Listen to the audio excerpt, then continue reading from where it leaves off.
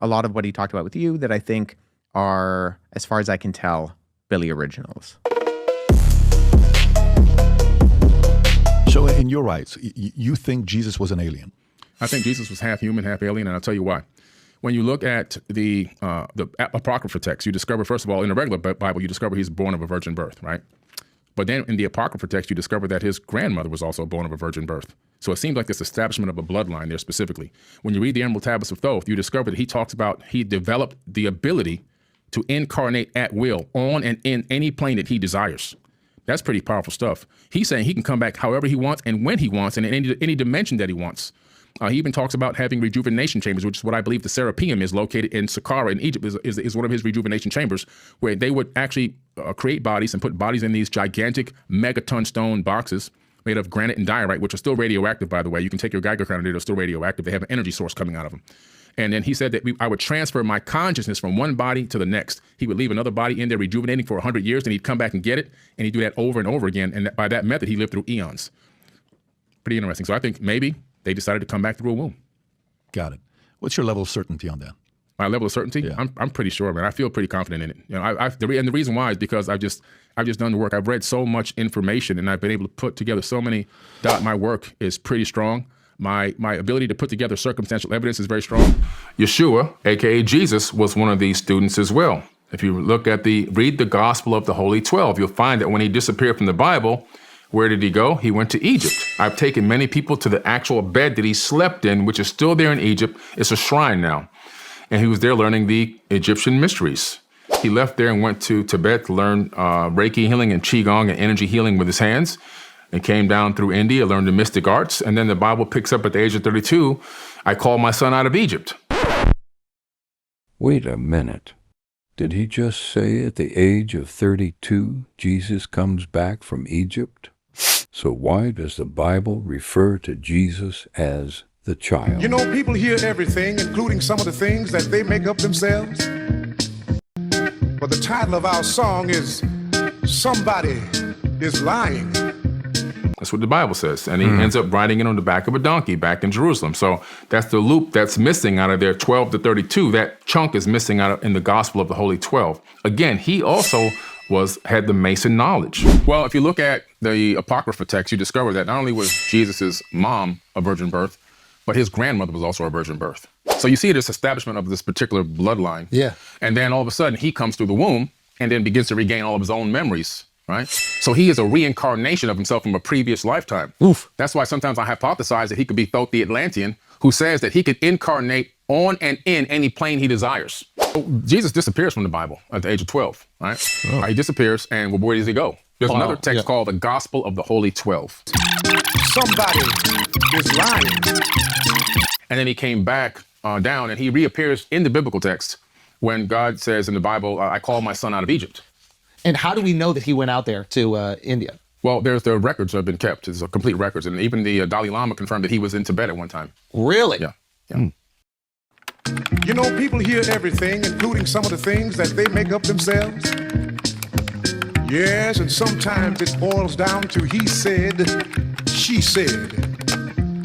But the title of our song is Somebody is Lying. Listen. How do they keep reincarnation out of the Bible? Well, the Bible is about reincarnation, but they doctored it up to make you think that it's not about reincarnation. But when you even look into the book of Revelations, it says you're going to get a new name and a new body. Somebody is lying. Listen. And that you're going to live inside of that body. And so you're going to come back and be born again. You know? And in the biblical text where people are getting confused about this born again, like in the spirit thing, it's really born again in consciousness. You know, getting dipped into a bucket of water and all of that's a waste of time. Somebody dumping you in a pool and all that, you just get wet. Dumping babies and splashing the babies. It's a waste of money, a waste of time. You said that they had doctored the Bible. What's the earliest version of the Bible that exists? One of the earliest versions is the Ethiopian Bible and the Sinai Bible. What are the differences between that Bible and, let's say, like the King James? Well, for example, Moses never crossed the Red Sea. He crossed the Sea of Reeds, which is a closer, much smaller, and easier sea to cross. Right. As a matter of fact, if you talk to geologists, which like I did, Yeah. you'll find if you do a geological rewind to go back in time with tectonic plate movements, a computer model will simulate that there was an actual tsunami in that area somewhere within that time frame, give or take 100 years or so. which would have easily wiped out that area, completely dried out the Sea of Reeds, and you can walk right across. Then the water would have come crashing back. Wow. But he never crossed the Red Sea. Also, another mistranslation is God. God is not supposed to be singular in the Bible. It's plural in all cases, gods with an S. In the ancient texts and tablets, it's multiple gods. In the Bible, you have the gods are Enlil, and who's also known as Yahweh in the Bible. Yeah. And you also have Amen-Ra, the great Amen. He's, when you say the Lord's Prayer, that's Enki's prayer. Our Father who art in heaven, hallowed be thy name, thy kingdom come, thy will be done on earth as it is in heaven, give us our daily bread, blah, blah, blah. That's Ptah's prayer, who's also known as Enki. Jesus was crucified. Whoa. Well, that doesn't exist in the Sinai Bible. What happened? It doesn't exist in the book of Barnabas. He didn't. It's a fire name, Barnabas. I know, didn't. But they left that out of the Bible on purpose by accident. So how did they kill him? They didn't kill him. In Harvard Library, there is a book of Jesus' wife at the Harvard Seminary School, and they found that about 8 years ago. Jesus' wife is the Mary Magdalene. Yeah. So she was not actually. They're assuming it's Mary Magdalene. It doesn't specifically say, but let's assume that it is, which means he probably had kids, and his Merovingian bloodline is still probably walking the land till this very day. Wow. The Enuma Elish and the 7 tablets of creation. And he talks about the fact that information was copied right from those tablets and put into the Old Testament of the Bible. And so, not exactly like it's going to go from here to the Bible, but it went to other ancient papyruses and scriptures and so forth. And then later on, when it was discovered in caves, people took those and then said, okay, we got to put this into a book. And then it became the Bible much later, around 100 AD. But he subscribed to the theory that these people interacted with beings in some way, shape, or form, and that also this information is so incredible that it became part of the biblical text. And they began to do this genetic modification, probably disconnecting some of our DNA, making genetic modifications to us to get us to take orders from them. They inserted something called a worship gene, which was just discovered recently, that human beings have a gene inside of them that can be turned on and turned off. It can be turned off in a laboratory setting. It can also be turned off with a magnetic field around your head. And when it's off, you don't want to worship anything outside of yourself. You look inside. And when it's on, you look to get something from the outside. So this is incredible. My research and investigation is second to none. I'll stand by my research and investigation against anyone. Do you mind if I ask a clarifying question? Sure. When you say the Sinai Bible, what are you referring to specifically? I actually have a facsimile. So I have a photocopy that was done by the British Library of Codex Sinaiticus that I work with in my office. The Codex Sinaiticus in particular is just it's a 4th century Greek manuscript. Mm-hmm. It comes from approximately between 325 and 350 AD. And its text of the Gospels reads almost identical to the modern Greek text that we develop translations from. When you say that it denies the crucifixion or that the crucifixion isn't there, I mean, I can go on right now, Codex Sinaiticus, and I can look up the end of, say, Matthew 27, where it has Jesus being crucified.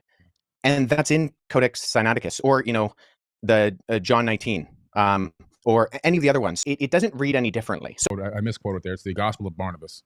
So that's good. Let's deal with that too. The Gospel of Barnabas actually paraphrases Dante's Inferno, which was written in 1314. It's a known forgery. I mean, no one's referring to the Gospel of Barnabas as anything other than. If you say it's a known forgery, yes, but I'm going to go with that. Mind if I address the Gospel of Jesus' wife? Sure, go ahead. So the Gospel of Jesus' wife doesn't actually mention. So oftentimes what happens is that the text of the Gospel of Jesus' wife is kind of paralleled with the Gospel of Philip, which mentions that that Jesus would kiss Mary Magdalene on the mouth. And so those are kind of used in parallel to kind of for this argument that Jesus was married. So the Gospel of Jesus' wife is in the Harvard Library. However, the reason we know it's also not legitimate is because even though the manuscript, the papyrus that it's on, was carbon dated to the 4th century, the text was actually copied from a PDF version of the Gospel of Thomas known as Grandin's Interlinear. And there was a mistake in the Coptic text of Grandin's Interlinear that was copied into the Gospel of Jesus' wife. So we know that this is not a legitimate document, even though the papyrus is ancient, and this happens a lot with forgeries. I have a couple of friends who have actually worked on projects that have revealed forgeries within Dead Sea Scroll manuscripts and within other ancient Christian papyri.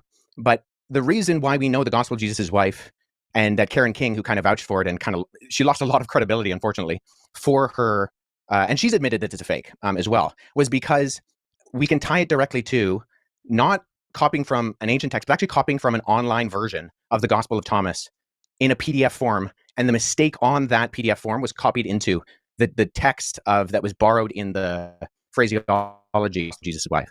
So I just point that out is, once again, with our sourcing, I think we need to make sure that we're going towards not just early sources, but actually credible sources. And unfortunately, neither the Gospel of Barnabas nor the Gospel of Jesus' wife are credible sources in terms of actually, and agreed upon by not just the vast majority of scholarship, but I don't know anybody in the field of papyrology, paleography, historiography, who actually refers to these documents as being legitimate. That's fair enough. I can respect that. In 14 years since he's been creating content, or he's been out there, Billy, and he's been sharing his stories that he has. Why do you think this hasn't happened for 14 years? I mean, I think you can strategically put yourself in positions where you're not going to be put on the defense. People love sensationalism. And we live in a world where we know a little about a lot, but we don't know a lot about a little. People like to hear the crazy story, the conspiracy theory. For, sometimes I think genuine reasons. Some conspiracy theories are true sometimes. But I think when you have people who are saying pretty outrageous things, people like to be entertained, and people like the more sensationalistic theory than the mundane one. Now, have you had a follow-up with Billy? Like, did you guys speak? Has he reached out to you directly? No, not to me, other than his lawyer sending me a cease and desist letter. How many people you think of somebody that went to school and got their, degree from certain universities that we have in America could have sat down with Billy and not exposed, but revealed the number of leaks in his arguments? How many people would be able to do something like that? Somebody that studied theology. Oh, I think quite a few. And what's that number like? Is it in the tens of thousands? I mean, was it things that was not level of depth that anybody could have overcame? That's 100%. Okay. Yeah. I don't think that the accusations that Billy was making, they're not unusual in the sense of, and I'm not really sure where Billy got a lot of the arguments that he actually articulates from, because like I said, Wikipedia articles could debunk him. Like you look on, he uses something like the Gospel of the Holy 12 for his evidence. Well, the Gospel of the Holy 12 on the Wikipedia article will tell you this is a 20th century forgery. Like we don't have any evidence before the 20th century. It was designed by a group that was trying to prove that Jesus was a vegetarian. When he made the claims, he said Jesus is an alien. Right. How was that for you when you heard that? I mean, in terms of what do I think of that? I mean, I don't know. Jesus wasn't an alien. So, I mean, of what we know, Billy has a lot of claims about the Bible. And I hope that our conversation kind of made him think twice about a lot of the claims he's made about the Bible, especially the ones that are patently false and can be verified even with just a quick Google search. But I think there are still things that Billy has said about the history of Christianity, about biblical languages that do need to be corrected, not because I have some sort of vendetta against Billy, but because I want people to know what is true. Gotcha. That makes a lot of sense. I'm not an expert in biblical text, and I don't pretend to be. I make statements or theories or ideas about what I've seen and what I perceive to understand in text and a lot of the religious texts, and comparing it to a lot of the ancient texts. There's a lot of dudes, unfortunately, who just get on YouTube and they listen to very charismatic people talk that don't know what they're talking about, which I do all the time. But they do it in a way where they pretend they know something is true that's not true. Yeah. And people get sucked into it. I know.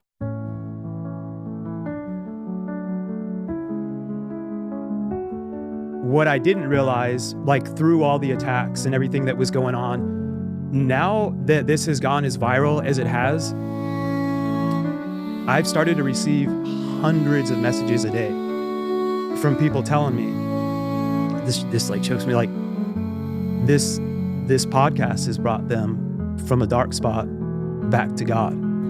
And I didn't realize, I didn't have a clue how many people had been so steered away from their beliefs in God and were just fallen into darkness.